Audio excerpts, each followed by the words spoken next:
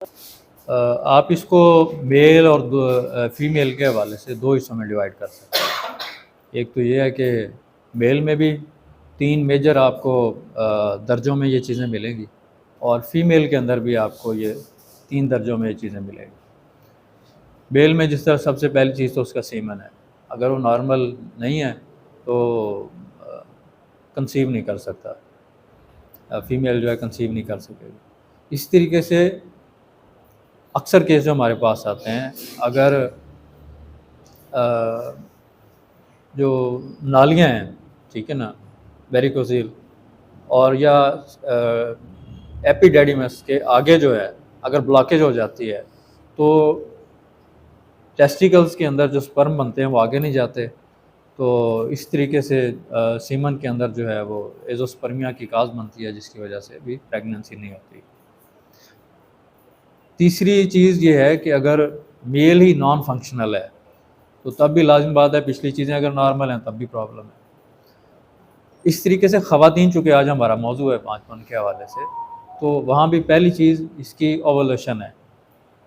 اگر اوولوشن ہے تو اگلے سٹیپ جو ہیں ان کے نارمل ہونے کے چانسز ہیں، اور اس کے بعد دوسرا سٹیپ جو ہے، جو آرگنز کی جو فزیکل کنڈیشن ہیں وہ نارمل ہونی چاہیے، اور اس میں آپ کے پاس دیکھیں نا کہ اووری ہے، فلوپن ٹیوبز ہیں، یوٹرس کی جو فزیکل کنڈیشن ہے، اینڈومیٹیریم ہے وہ ہے، اس طریقے سے ویجائنل جو پی ایچ لیول ہے وہ بڑا امپورٹنٹ ہے، اور وہاں بعض اوقات ریئیکشنری کچھ ایسے پروسیس ہوتے ہیں جس کی وجہ سے عمل میں رکاوٹ بنتی ہے، اور جس میں باقی جتنی چیزیں ہیں بیک گراؤنڈ میں وہ نارمل ہوتی ہیں، لیکن یہ چھوٹا سا بعض اوقات پرابلم ہوتا ہے۔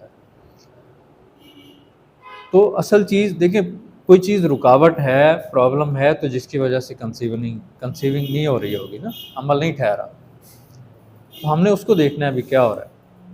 تو ایک تو ہمارے پاس جو اس کو جج کرنے کے لیے چیزیں ساری پیتھولوجیکل لیبز ہیں، اور دوسری چیز جو موٹی موٹی چیزیں ہمارے پاس ہے، لازم بات ہے ایک خاتون کا جو مینسٹرل سائیکل ہے وہ بڑا اہم ہے۔ اگر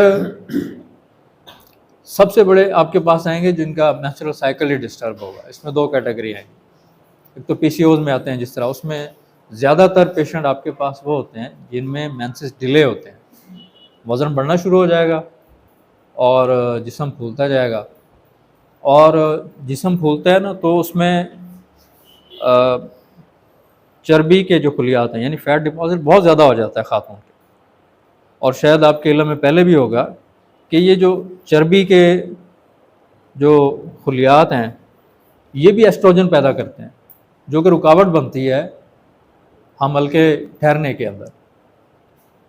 تو اس کے لیے اگر ہم پہلے لیتے ہیں جس میں ایسی خواتین جن کے اندر مینسز ڈیلے ہوتے ہیں، اس کے اندر لازم بات ہے آپ اس کی ہسٹری لیں گے، تو لاسٹ ٹائم بھی ڈسکس کیا تھا پی سی اوز کے حوالے سے، تو آپ کی جیسے وزن بڑھے گا، خاتون پھولتی جاتی ہے، تو یہ پلسٹیلا بہت بڑی دوا ہے۔ لیکن ایسی خواتین یا ایسی بچیاں جو جن کا جو فرسٹ جو بلوغت کے بعد پہلا ہیز دیر لیٹ ہوتا ہے، بریٹاکار کو آپ نے کبھی نہیں بولنا۔ جس طرح ہم سی پی چیڈ کا علاج کرتے ہیں، ایک انکمپلیٹ آرگن جو پوری طرح ڈیولپ نہیں ہوا، آپ جتنی مرضی دوائیں دیتے رہیں، پلسٹیلا بیچاری کیا کرے گی؟ تو وہاں آپ کو ان دواؤں کی طرف جانا پڑے گا، آپ اس کی بیس کو ٹھیک کریں گے، آپ کی ہسٹری لیں گے، آپ کو پتہ لگ جائے گا۔ تو وہ جیسے بریٹاکارب یعنی بریٹاکارب، اگیریکس، اور اس کے ساتھ میازمیٹک دوائیں، آرگن ڈیولپ ہوگا تو اس کے اندر ایبیلٹی آپ ڈیولپ کر سکتے ہیں باقی دواؤں کے ساتھ، اس میں پھر آپ پلساٹیلا کی طرف جائیں گے، جیسے لکھا گیا ہے کہ پلساٹیلا چھوٹی بچیوں میں مینسز ڈیلے ہو جائے، لیکن اگر وہ ہے تو پہلے یہ بریٹاکارب، سفلینم یا ٹیوبرکلینم یا کارسینوسن یہ چلانے کے بعد پلساٹیلا صحیح لکھی ہوئی ہے، اس کے بعد پلساٹیلا کا نمبر آئے گا۔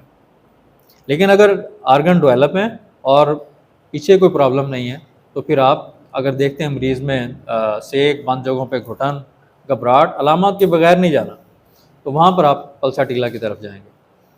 اور دیکھیں یہ پہلے بھی کئی جگہ ڈسکس کیا ہے کہ جب ہم اب اچھا ایک تو یہ ہو گیا جو موٹی خاتون ہے، ایسی خاتون ہیں جن کے مینسز بھی ڈیلے ہو رہے ہیں لیکن ویٹ نہیں بڑھ رہا, ٹھیک ہے نا, دبلی پتلی ہے, تو یہ نیٹرمیور کی خاتون ہے. تو یہ موٹا موٹا فرق دونوں میں ہو جائے گا. پھر اس کے بعد لاسٹ ٹائم بھی میں نے ڈسکس کیا تھا کہ پلسا ٹیلا اگر کام نہ کرے, نیٹرمیور کام نہ کرے, تو ان کی اگلی دوا کیا ہے ہمارے پاس, کالی کارب ہے, اور ان کی درمیانی دوا فیرمیٹ ہے, ٹھیک ہے نا. مریض اگر اینیمک ہے, آپ دیکھتے ہیں, اور اس کی وجہ سے اس کے مینسز کے اندر پرابلم آ رہا ہے, تو آپ اس ترتیب کے ساتھ اس کو کنٹینیو کریں گے. اور اکثر بعض اوقات یہ ہوتا ہے کہ ہم بہت جلدی کرتے ہیں کہ ابھی مریض آپ سے جو جلد باز ہوگا اکثر ہے کہ ڈاکٹر صاحب 2 ہفتے ہو گئے دوا کھاتے ہوئے, مینسز نہیں چل رہے, تو ہم اس سے کہتے ہیں ہو سکتا ہے پہلے 2 مہینے 3 مہینے لگ جائیں, لیکن جب ایک بار مینسز سٹارٹ ہوں گے تو پھر یہ ریگولر ہونا شروع ہو جائیں گے, کیونکہ آپ کوئی ایسی میڈیسن نہیں دے رہے فوری طور پر جو اس کو مینسز کو بحال کرنے والی ہے, یا فوری طور پر جو اس کے مینسز کو چلانے والی ہے. آپ نے پرماننٹ بہتری کی طرف لانا ہے. پورا جب مریض کو ٹھیک کریں گے تو آہستہ آہستہ وہ چیزیں ریگولر ہونا شروع ہو جاتی ہیں. پہلا ہے جو لیٹ ہو جاتا ہے اس کی ایک ریزن یہ بھی ہوتی ہے بچے دانی کا سائز چھوٹا ہے, گروتھ ہی بریڈا کا اس میں لیکن بہت لیٹ کام کرتی ہے. انسان 9 مہینے میں بالغ ہوتے ہوئے 12 سال لگ جاتے ہیں. کا پتہ ہونا بہت ضروری ہے. تو اس میں یہ چیزیں جو بائی برتھ یا اس کی گروتھ کے اندر نیچرلی جو ایک انکمپلیٹ رہ گیا, اس میں سب سے پہلے ان پروسیس پہ جائیں گے, پھر اگلی چیزوں کے اوپر آئیں گے. اب نیٹرمیور کی وہ ہوگی, نیٹرمیور کے بعد فیرمیٹ اور کالی کارب. ایک خاتون مینسز زیادہ آتے ہیں, 3 چیزیں ہیں. ایک تو مینسز کا سائیکل, یعنی 28 دن کے بعد آتا ہے. دوسری چیز مینسز کا ڈیوریشن, کتنے دن رہتے ہیں, 7 دن 8 دن 10 دن 12 دن, 2 چیزیں ہوگی. تیسرے مینسز کا فلو, بلڈ کتنا آتا ہے, ٹھیک ہے نا. تو بعض خواتین میں ایسا ہوگا کہ سائیکل وقت سے پہلے آتے ہیں, زیادہ دن تک رہتے ہیں, اور فلو بھی بہت زیادہ ہوتا ہے, وزن پھر بھی پھولتا جاتا ہے. لیکن اکثر ایسی خواتین آپ کو کمزور ملیں گی. لیکن ایسی خاتون اگر جسم پھول رہا ہے اس کا, تو اس کی دوا کلکیریا کار. کلکیریا کار موٹاپے میں کبھی کام نہیں آئی, لیکن یہاں فیل نہیں ہوگی. اسی طریقے سے مینسز کے زیادہ آنے میں آپ کے پاس دوسری بڑی دوا نکسوامیکا ہے. نکسوامیکا بہت بڑی دوا ہے. اکثر یہ تو چونکہ کتابوں کے اندر خاص لکھا گیا کہ ایلوپیتھک دواؤں کا استعمال کیا گیا ہو, لیکن اگر آپ نقص کی علامت ویسے پڑھتے ہیں تو اس کے اندر بھی ہے, وقت سے پہلے آتے ہیں, بہت زیادہ آتے ہیں, اور زیادہ دنوں تک رہتے ہیں, نقص کی بہت بڑی علامت, اور اس دوران میں کمپلیکیشن بھی مریض کو زیادہ آئیں گے. اسی طریقے سے تیسری بڑی دوا جو ہے آپ کے پاس وہ سبائنا ہے. سبائنا میں کلاٹنگ ہوگی اور کمر درد ہوگا, جو کمر درد یہاں سے ہوتا ہے مریض کو پیلوک ریجن میں آتا ہے, یہ اس کی مخصوص نشانی ہے. تو اس طریقے سے چوتھی دوا اس کی کلکیریا فاس بھی ہے, جو زیادہ یوز ہوتی ہے. میں کامن یوز کی بات کر رہا ہوں. کلکیریا فاس دبلی پتلی, فزیکل طور پر آپ دیکھ لیں گے. اس میں تو ڈیزائر پوچھتا ہوں کہ مریض اکثر جو ہے کھانے میں کس طرح کی نمکین چیزوں کی طرف اگر رغبت ہے, خاص طور پر گوشت کی طرف, تو یہ کلکیریا فاس کا بہت بڑا سائن ہے. کیونکہ میں اس لیے جاتا ہوں, اللہ تعالیٰ نے ایک نیچرل پیرامیٹر آپ کے اندر بنائے ہیں. جس چیز کی ڈیفیشنسی ہوتی ہے جسم ڈیمانڈ کرتا ہے اس کی. پانی کی کمی ہوگی منہ خشک ہوگا, پروٹین کی کمی ہوگی تو پروٹین ڈیمانڈ کرتا ہے. اس لیے خواہش اور نفرت موسٹ امپورٹنٹ ہے ہماری بعض دواؤں کے حساب سے. تو یہ جب آپ دیکھتے ہیں کہ سائیکل نارمل ہو گئے تو اللہ تعالیٰ کرم کر دیتا ہے. اس کے بعد اگر پھر بھی پرابلم ہے تو پھر لازم بات ہے آپ دیکھیں گے کہ وہ پرابلم اس کا فزیکل پرابلم ہو سکتا ہے اووری کی گروتھ نہیں ہوئی, ٹھیک ہے نا. تو آپ اس ہسٹری کی طرف جائیں گے. سسٹ ہو سکتی ہیں, فائبرائڈ ہو سکتی ہے اس طریقے سے, یا اس کی گروتھ نہیں ہوئی پوری طریقے سے. اس کے بعد فلوپن ٹیوب بلاک ہو سکتی ہیں. تو فلوپن ٹیوب بلاک کے حوالے سے جس طرح ڈاکٹر صاحب ایک تو تھایوسین ہے, اور دوسری کیکٹس بہت بڑی دوا ہے. کیکٹس کے علاوہ لیکسز لکھی ہے اس ڈاکٹر نے, وہ لیکسز انہوں نے رائٹ سائڈ کی فلوپن ٹیوب کے اندر لکھی ہے. لیکسز ڈاکٹر کیا نام ہے اس کا, یہ دامن شفا والا فائنڈ یور ریمیڈی کے جو ہے. رائٹ سائڈ میں لیگ اگر فلوپن ٹیوب بلاک ہوتی ہے تو لیکسس لیگس. اس طریقے سے اینڈومیٹریوسس ہے, یہ بھی پرابلم ہے, ٹھیک ہے نا. تو یعنی ہم نے دیکھنا ہے کاز کیا ہے, چھوٹی چھوٹی کاز تو اس طرح سے مسئلے حل ہو جائیں گے اس طرح. تو آپ اس اینڈومیٹریوسس کو لے کر اس کا علاج کریں کہ مریض کی ہسٹری ہوگی, اس میں بلیڈنگ بہت زیادہ ہوتی ہے, تو اس میں اکثر آپ کو یہ تھیلاسٹی برسا, اور اگر اس سے نہیں ہوگا تو فائکس سے بلیڈنگ ایمرجنسی طور پر یہ دوائیں روکیں گے. اس کے بعد مریض کی علامات کے اوپر آ جائیں گے, اس دوا کو چلائیں گے تو اس سے بھی کنسیونگ ہو جاتی ہے. اس طریقے سے ایک بہت بڑی کاز یہ کہ بعض اوقات سارے ٹیسٹ نارمل آ رہے ہوتے ہیں, اس کے باوجود بھی حمل نہیں ٹھہر رہا ہوتا. اس میں ایک تو یہ ہوتا ہے کہ بعض اوقات جو ہمارے اس کا سیمن کی جو پی ایچ ہے, یعنی یہ الکلائن ہوتی ہے, اور ویجائنل جو پی ایچ ہے وہ ایسیڈک ہوتی ہے.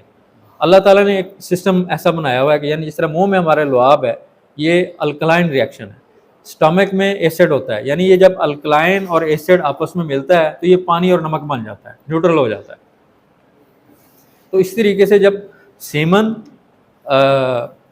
جو الکلائن ریئیکشن میں ویجائنا میں جب جاتی ہے, تو اگر اس کا پی ایچ لیول خراب ہے تو یہی سیمن یوٹرس میں داخل ہونے سے پہلے اس کے بہت سارے جو سپرم ہیں وہ ڈیڈ ہو جائیں گے.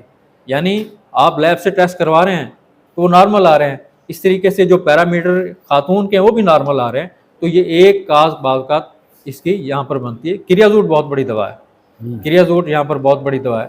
نیٹرم کار بہت بڑی دوا ہے. اسی طریقے سے میڈورینم یہاں کی بہت بڑی دوا ہے اسی پرابلم کی.